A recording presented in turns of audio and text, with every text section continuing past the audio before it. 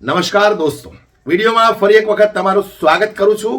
વિડીયોને વધુમાં વધુ શેર કરીને ગુજરાતના ગૃહમંત્રી સુધી આ વિડીયો અવશ્ય પહોંચાડજો.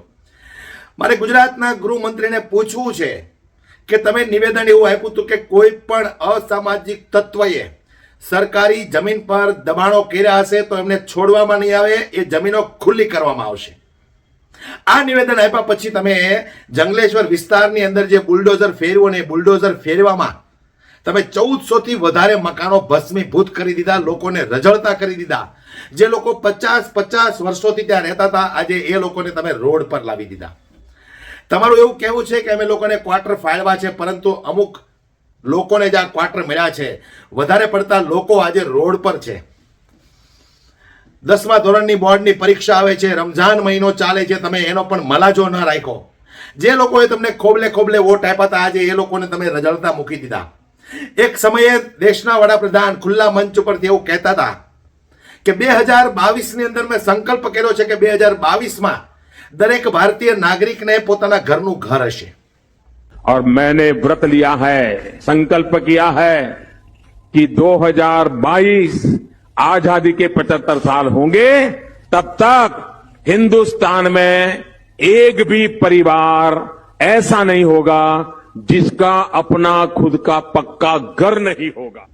તો આ વડાપ્રધાનને પણ હું પૂછવા માંગુ છું કે તમે લોકોને ઘર તો નથી આપી શકતા, પણ તમને એવો અધિકાર, એવો હક કોણે આપ્યો છે કે જે લોકો 50 વર્ષોથી એક જ જગ્યા પર રહેતા હોય એમને તમે મકાનો પાડી દીધા. નો ડાઉટ સરકારી જમીન હતી, તમે પાડી દીધા, કોઈ વાંધો નહીં.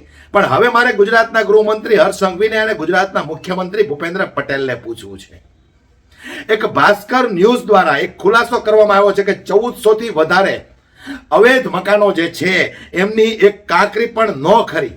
આની પાછળ કોની રહેમ નજર છે, કોની મહેરબાની છે કે આ ઇન્ડસ્ટ્રીયલની અંદર 1400 થી વધારે મકાનો છે તો એ મકાનોની એક કાંકરી પણ ન ખરી? આવું કેમ? આવું કેમ? કદાચ એ ઇન્ડસ્ટ્રીયલનો માલિક સરકાર સાથે સારી એવી સાંઠગાંઠ ધરાવતો હશે, અથવા તો સરકારને એના તરફથી કઈ મલાઈ ખાવા મળતી હશે. ઘણા બધા કારણો હોઈ શકે દોસ્તો. એટલે મારે ગુજરાતના ગૃહમંત્રીને કહેવું છે કે ગરીબ, મજબૂર, લાચાર, બેબસ લોકોને તમે હેરાન કરો છો. અમીરોની ઇન્ડસ્ટ્રીયલ હોય, અમીરોના જે કઈ મોટા મોટા બિઝનેસો ચાલતા હોય, અવૈધ જગ્યા પર કબજાઓ કરેલા હોય, એવા તમે કેટલા કબજાઓ આજ સુધીમાં ગુજરાતમાંથી છોડાવ્યા.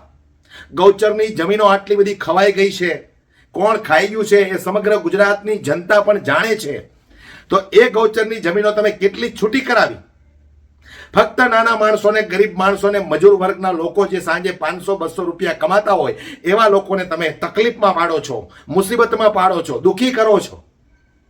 અને તમે ફાકા ફોજદારી એવી કરો છો કે કોઈ પણ અસામાજિક તત્વોએ સરકારી જમીન પર દબાણ કર્યું હશે તો એમને છોડવામાં નહીં આવે, એ જમીનો કોઈ પણ સંજોગે ખાલી કરવામાં આવશે. સારી વાત છે, જંગલેશ્વરની અંદર તમે આટલી મોટી જમીન ખુલ્લી કરી, લોકોને બેઘર કરી દીધા. બોર્ડની પરીક્ષા આવે છે, રમઝાન મહિનો ચાલે છે, તમે એનો પણ મલાજો ન રાખ્યો. ખૂબ સારી વાત છે. એટલે જ તો લોકો તમને વોટ આપે છે. ગુજરાતની જનતાને પણ હું કહેવા માંગુ છું કે તમે પણ આંખો ઉઘાડો. તમારી આંખો પર જે અંધભક્તિના કાળા ચશ્મા પહેર્યા છે તમે લોકોએ એને ઉતારો.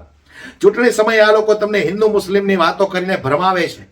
ધર્મના નામની રાજનીતિ કરતી આ ભારતીય જનતા પાર્ટીની સરકારને ગરીબોમાં કોઈ ઇન્ટરેસ્ટ નથી.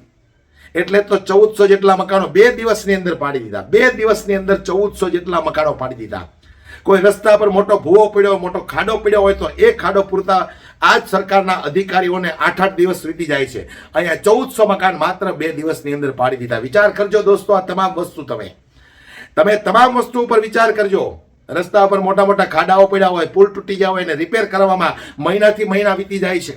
અહીંયા 1400 મકાન 2 દિવસમાં પાડી દીધા. એટલી બધી આ લોકોને શું ઉતાવળ હતી કે લોકોને બોર્ડની પરીક્ષા પણ પૂરી ના કરવા દીધી, રમઝાન મહિનો પણ પૂરો ન કરવા દીધો.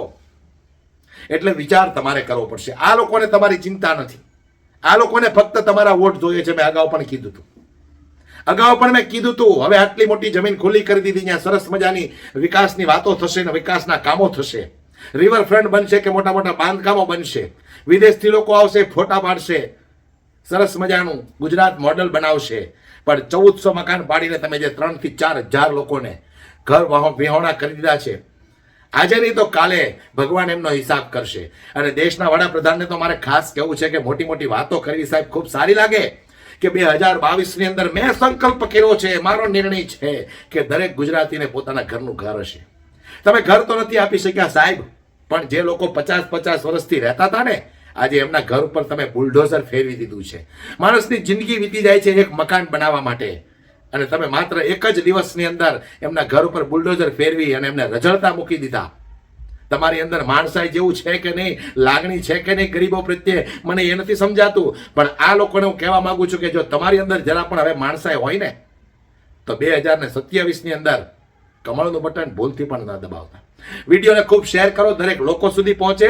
અને બીજી વખત તમને યાદ અપાવી દઉં કે 1400 થી વધારે અવૈધ મકાનો છે, એ જમીન ઉપર કોણે કબજો કર્યો છે. ગૃહમંત્રીની અંદર તાકાત હોય તો એ અવૈધ કબજો છૂટો કરાવે અને ગરીબોને એક ક્વાર્ટર ફાળવે. રમજાન મહિનો, 10માની પરીક્ષા, આ બધું જ તમે જાણો છો. અને બીજી તરફ એમ કહો છો કે 10માની અંદર કોઈ પણ વિદ્યાર્થી ટ્રાફિકમાં ફસાશે તો એમને પોલીસવાળા મદદ કરશે. આ લોકોને કોણ મદદ કરશે? આ લોકોને કોણ મદદ કરશે? હું ગૃહમંત્રીને પૂછવા માંગુ છું. જવાબ નથી ગૃહમંત્રી પાસે. ફક્ત મંચ ઉપર આવીને વાતો કરવી ખૂબ સહેલી છે, પણ આના ઉપર પ્રેક્ટિકલી કામ કરીને બતાવવું ને એ ખૂબ અઘરું છે. દોસ્તો, વિડીયોને ખૂબ શેર કરી દરેક લોકો સુધી આ વિડીયો પહોંચાડો અને દરેક લોકોની આંખ ઉઘડવી પડે. અને ફરી એક વખત કહી દઉં છું કે ગરીબોની આ સરકાર બિલકુલ નથી, એટલું યાદ રાખજો. જે દિવાલ ઉપર લખવું હોય દિવાલ ઉપર લખી લેજો. ગરીબ, મજબૂર, લાચાર લોકોની આ સરકાર છે જ નહીં. એને ફક્ત ને ફક્ત તમારા વોટ જોઈએ છે. જય હિન્દ, જય ભારત, જય જય ગરવી ગુજરાત.